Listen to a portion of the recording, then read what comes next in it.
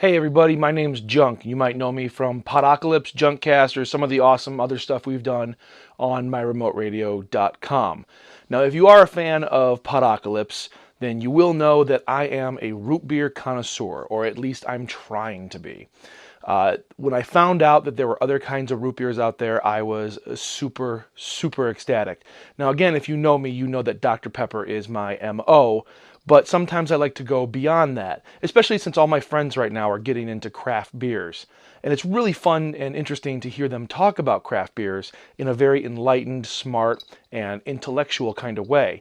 So when I started learning about craft root beer, I was so freaking excited that I got to be a part of that culture, but still keep it with something that I really enjoy for myself. Now, one of the first craft root beers I ever had was IBC, and of course you can find IBC absolutely anywhere.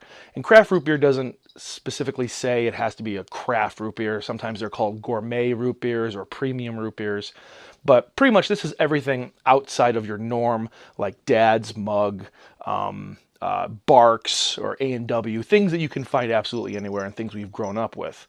And when they make these kind of root beers, they make them in bulk. So these are the root beers similar to like Miller Lights, Busch, Natural Ice, like the really kind of shit lawnmower beers that we all know. Now, what I'm going to do in this series is I'm going to review a root beer that I'm trying for the first time on this show. The very first time I'm going to try it, I will try it while recording myself, so you're going to get a natural, real feel to this. And some of them that's going to be on the show I've already tried before, simply because I've had the luxury of finding them and enjoying them already, and I will review them again on the show. But probably about 9 out of 10 are going to be brand new to me. And I want to thank the guys at Fizzy Waters in Duluth, Minnesota for actually having the balls and the gumption to have a root beer / pop store. And I am in Duluth, Minnesota, in the home of Fizzy Waters. Right now, I am about to stock up on some root beer because this is the best place I have ever seen for root beer, cream soda, pop in general. I am super excited. Let's go fill these up and fill me up. So this week, we are going to review Bulldog Root Beer. Now, Bulldog Root Beer is a handcrafted root beer. Again, it's a craft root beer. It says, "Unleash the Taste."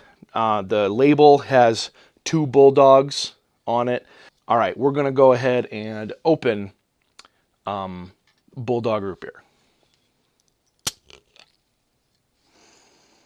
Right away, it has kind of a nutty flavor, a nutty smell to it. Smells really good. Smells much more higher brand than A&W. And I always suggest drinking root beer out of bottles. The flavor is just a little better.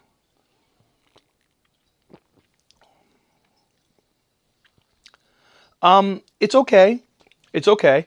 It has kind of a sharp taste, but it reminds me heavily of Barks. So not a lot on flavor, more on the sharpness factor. And my cats are yelling in the background.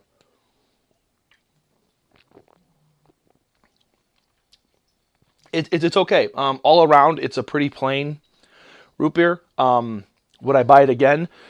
Probably not. I'm not saying it's bad. It's actually pretty good, but it is pretty normal. There's nothing really exciting about this. This tastes like your average grocery store root beer. It's good. It's just not craft root beer good. So this week's Bulldog Root Beer gets 2 mugs out of 5. Join us again next time when I review another craft root beer that you've probably never heard of, but will probably want to try. Guys, thank you again for joining me, and I will see you next time.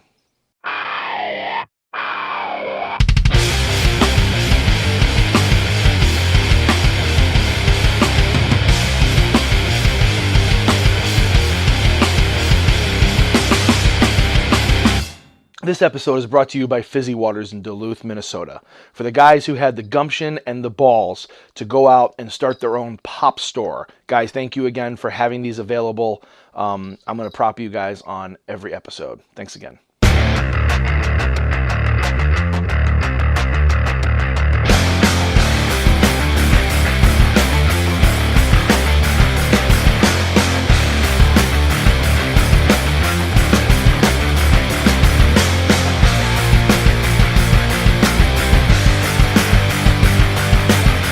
made you want to open a store like this? Well, mainly it was, my wife and I, we like craft routine, but we don't drink alcohol.